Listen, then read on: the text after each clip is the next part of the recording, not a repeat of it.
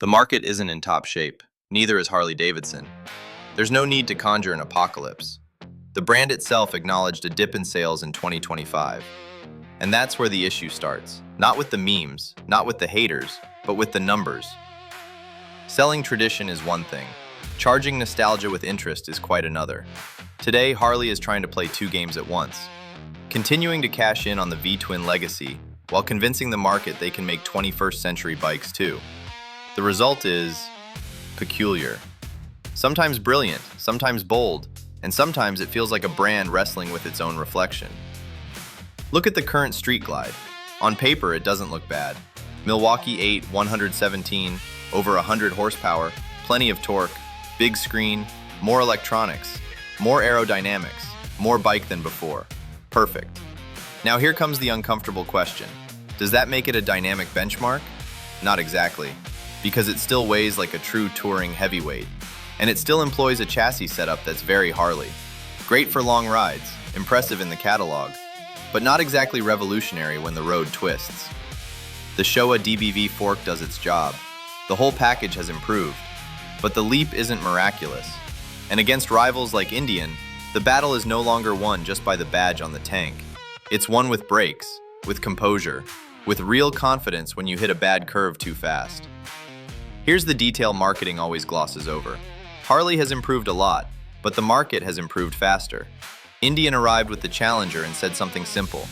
We can make American muscle without it feeling old, and that stings, because it forces Harley to compete on a field where myth isn't enough. They need to fine-tune the chassis, justify the price, and convince a customer who no longer buys just chrome. They buy performance, they buy technology, they buy value. Then there's the Pan America, the bike I respect most in this story, because here, Harley at least took a risk. Revolution Max engine, 150 horsepower, semi-active suspension, optional ARH, a Harley that doesn't look like a Harley, and precisely because of that, it's interesting. But also because of that, it was exposed. Because entering GS territory isn't about slapping on some spoked wheels and a TFT display. It's about keeping pace with decades of evolution. With BMW fine-tuning telelever, ergonomics, and balance.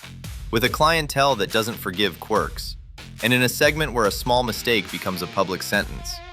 And that's where the story gets complicated. Because the Pan America didn't fail due to a lack of engine. The engine's there. It truly pulls. It has character. And it shows Harley can do more than just push air between fins. The problem was different. Arriving late, entering a hyper-demanding segment, and coming with a network that came from a different mechanical culture. Not from a premium adventure world full of sensors, software, and complex electronic systems. That changes everything. And when everything changes, the margin for error does too.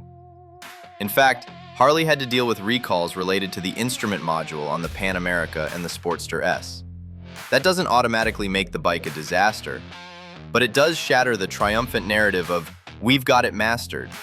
No, they didn't have it mastered yet. The same goes for the Sportster S. Here, the sin wasn't ambition. It was the initial execution. Because the concept made sense. Aggressive image, serious engine, performance way above the classic Sportster. But that first rear suspension seemed designed with more visual enthusiasm than lumbar care. Harley later fixed it, increased travel, refined the package. Good, that's commendable. But it also confirms the suspicion. The first one hit the market too green. And now on to the strangest symbol of all, LiveWire, the most futuristic play, and the most disconnected from Milwaukee's historical clientele. It wasn't an absurd bike, not at all. Technically, it had merit. But it arrived expensive, heavier than many expected, and with an official range that sounded better in the city than in real mixed use. That's not a scam. That's the classic clash between homologation, marketing, and real life. The big problem for Harley isn't that they don't know how to innovate, it's worse. Sometimes they innovate without fully understanding who they're talking to, and other times they preserve so much. It feels like a museum with a 60-month financing plan. Meanwhile, their CVOs continue to play in a price league where spectacular paint and a premium badge are no longer enough. When you get close to serious car prices, people start asking for more than just presence. They want refinement, they want dynamics, They want technology that doesn't seem tacked on late. And they want less savage depreciation. Because a passionate bike can be irrational, but not idiotic. That's the heart of the video. Harley isn't dead, but they are in a brutal fight with themselves. Between the old religion and the engineering the present demands. Between selling soul or selling product. And today, it often feels like they want to charge for both without fully delivering either. So the question isn't if Harley should go back to the past. The real question is different.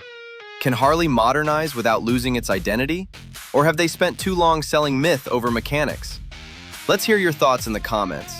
This is Countersteer Theory, Throttle, and Judgment.